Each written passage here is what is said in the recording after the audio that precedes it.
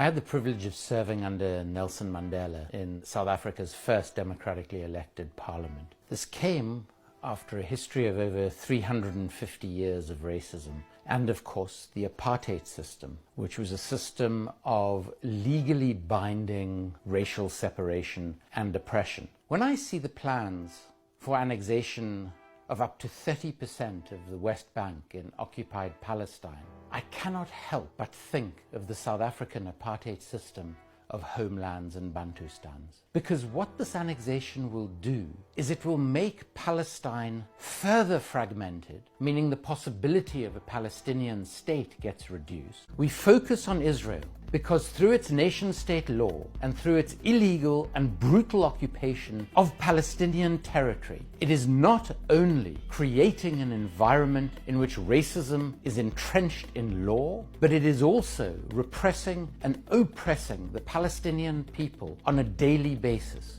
determining what they can and cannot do, determining whether they can get to schools and universities, determining whether they can get to employment opportunities or not. And this is being implemented in a manner that very closely resembles South African apartheid. So we focus on Israel today because it is one of the worst violators of human rights, because it does determine citizenship on the basis of ethnicity. And crucially, we focus on Israel, especially as Jews, because we believe that given the suffering and racism against Jews for thousands of years, most obviously encapsulated in the Holocaust, where 6 million Jews were murdered simply because they were Jewish, we argue that we as Jews should, wherever we find it, call out racism, call out oppression, call out discrimination,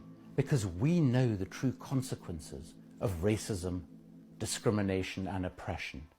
39 members of my mother's family were murdered in concentration camps. I was forced to leave my own country, South Africa, in the mid-1980s. And the night before I left to avoid serving in the apartheid military, I remember thinking to myself that I'll never see my home country again, because at that point, nobody could foresee the end of apartheid in South Africa.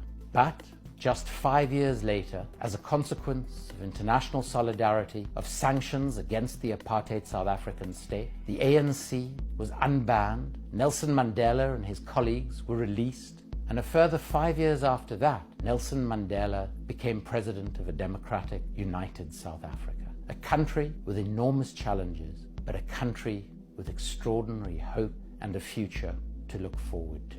I believe implicitly that the same thing can happen in Israel and Palestine, but only once we respect and value the life of every single human being.